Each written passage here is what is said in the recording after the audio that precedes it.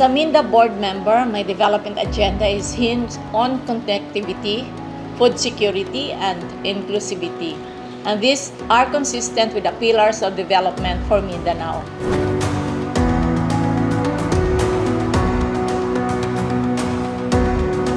The RDP 2023 to 2028 as the region's development blueprint for the next 6 years reflects the socio-economic agenda and strategic priorities of Northern Mindanao in support of the PDP's overall objective of economic transformation for prosperous, inclusive, and resilient society.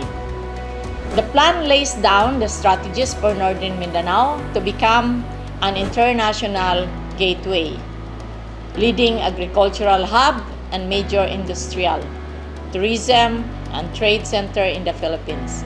With RDC-10 at the helm, the region will implement development priorities that support balanced and equitable growth, ensure focused targeting of interventions to the vulnerable or marginalized sectors, and poverty-stricken and conflict-vulnerable areas, integrate the principle, social justice, the human rights, God, culture, and values, conflict sensitivity, and migration and development. In the development process and push for major catalytic infrastructure projects through the Build More or BBM program.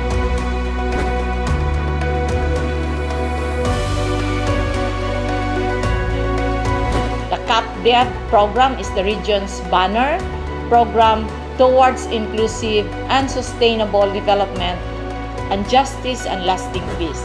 The program institutionalizes the whole of nation approach through focused, coordinated, and sustained delivery of basic services and social development packages by government and its partners in poor, conflict-affected, and geographically isolated and disadvantaged areas or GIDAs in Region 10. The 𝗗𝗃𝗺 program will be sharpened and upscaled to make it more potent in reducing poverty and ensuring peace and development in the region's focus areas. The 𝗗𝗃𝗺 focused barangays will be given preferential treatment in the provision of basic services and development intervention. The RDC-10 has already institutionalized the 𝗗𝗃𝗺 program in its annual budget guidelines by including it as a criterion in the prioritization and allocation of funds of government agencies and state universities and colleges in their annual proposed budget.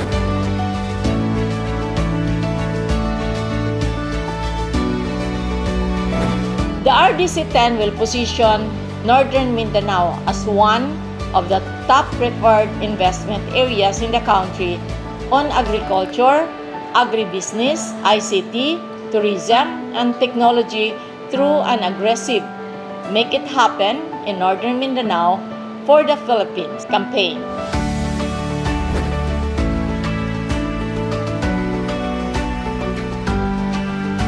The region will expand and upgrade infrastructure, both economic and social, by implementing major and catalytic infrastructure projects as contained in the RDP 2023 to 2028.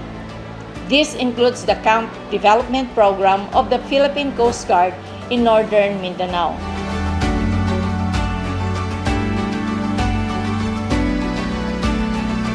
As espoused in the Philippine and Regional Development Plans, PRDP 2023 to 2028, Metro Cagayan de Oro will become the country's fourth metropolitan center by 2025.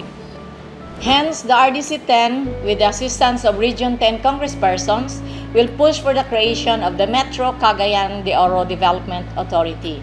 The authority will perform planning, monitoring, and coordination of metro-wide services.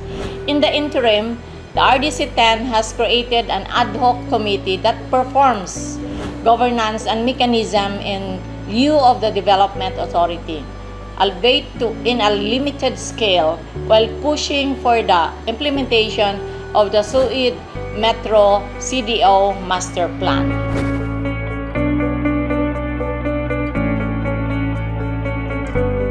The RDC-10 will pursue the establishment of the Northern Mindanao Regional Government Center or RGC in Metro Cagayan de Oro area. Once completed, the RGC will host several government agencies in one place, thereby improving efficiency, implementation of the Philippine Health Facility Development Plan 2020 to 2040 in the region, and other priority imperatives to boost health, which includes the establishment of the Northern Mindanao Medical Center in Cagayan de Oro City and Mayor Hilarion A. Ramiro Senior Hospital in Misamis Occidental. Specialty centers in internal medicine, surgery, pediatrics, obstetrics and gynecology, orthopedic, family and community medicine, rehabilitation medicine, ENT and NHS, dental, pathology and ophthalmology, among others. Establishment of the Kidney Transplant Institute and Heart Center in Hingoog City.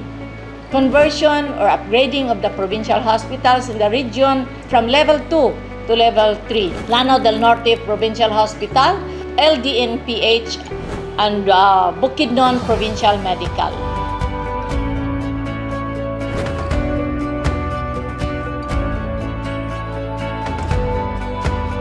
The Regional Development Council served as the highest planning policy making body in the regions.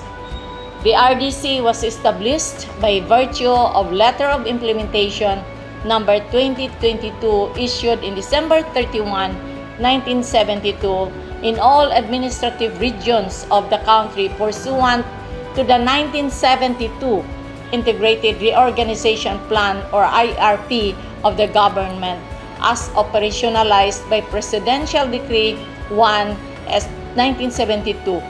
Subsequent issuances and resolutions were passed providing for the reorganization of the RDC, with Executive Order number 325 passed in 1996 as the latest national issuance relative to its organization. Considering recent developments in geographical or regional landscape, updated NEDA board member agencies, and expanded influence in local development, among others, there is a need to amend such EO in implementing rules and regulations. Moreover, the urgency of amending EO 325 rather came to light when President Ferdinand R. Marcos Jr.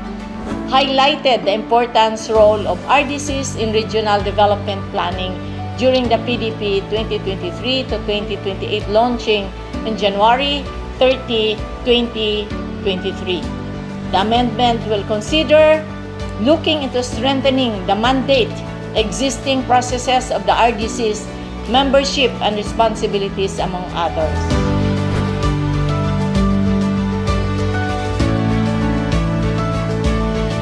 The region will continue to lobby for the passage of the NALUA in the 19th Congress. Its passage will facilitate the rational and sustainable use, allocation, management, and development of land and water resources, consolidate all laws on land uses, and resolve land use issues and tenural land conflicts. The passage of the National Land Use Act, or the NALUA, is seen as a durable solution in resolving land use conflicts, indiscriminate conversion of agricultural lands, urban sprawl, and proliferation of settlements in hazard-prone area.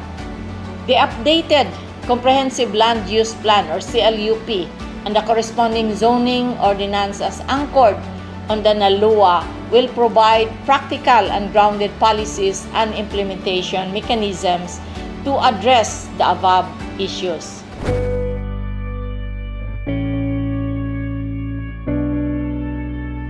Next is pushing for the implementation, establishment of regional block allotment scheme or RBAS, revive the regional block allocation scheme that was implemented during the administration of President Fidel Valdez Ramos, or developed a similar special purpose fund that can be used to channel resources to the priority areas of RDCs, just like the captive areas in Region 10. The idea is to provide the RDCs an annual block fund as an affirmative action towards equitable distribution of resources that can be accessed by captive barangays or regional implementing agencies or NGOs or CSOs.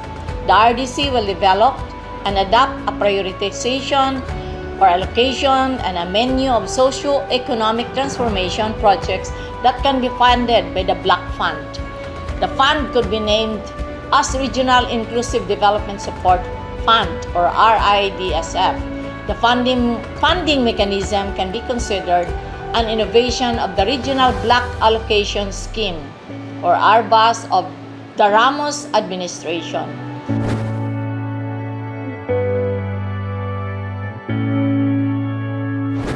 The RDC-10 will support the passage of the bill that seeks to create a Department of Water Resources to improve the management and sustainable use of water resources nationwide.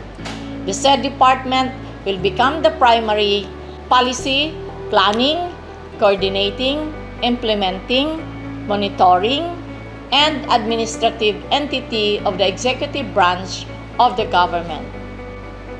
It will also handle the strategic allocation of water resources to make them more widely available. It also seeks to create an independent quasi-judicial body to be called the Water Regulatory Commission to rationalize the economic as well as administrative regulation of water utilities.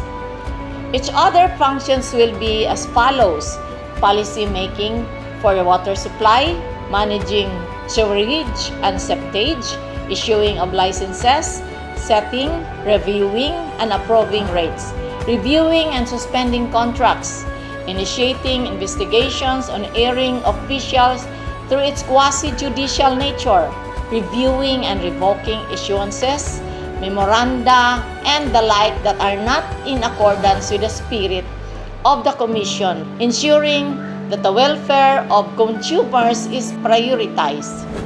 This includes the Senate Bill 87 of the 19th Congress by Senator Zubiri, Senate Bill 102 refiled of the 19th Congress by Senator Poe, Senate Bill 185 of the 19th Congress by Senator Marcos, and Senate Bill 1021 of the 19th Congress by Senator Estrada.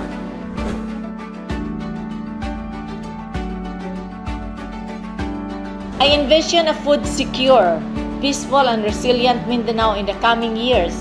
We will visualize for progress and growth with the following indicators. First is the increased and equitable share in the general appropriations or the 𝗏 among the three major island groups. Second is the seamless connectivity between and among the Mindanao regions. Next is to have an improved governance mechanism in the entire island and sustain agricultural production and productivity as one of its comparative advantages. We also look forward for a more empowered citizenry, enjoying comfortable lives and improved delivery of basic services towards achieving ambisyon natin 2040. Wherein people are enjoying just and lasting peace and live in a safe and resilient environment.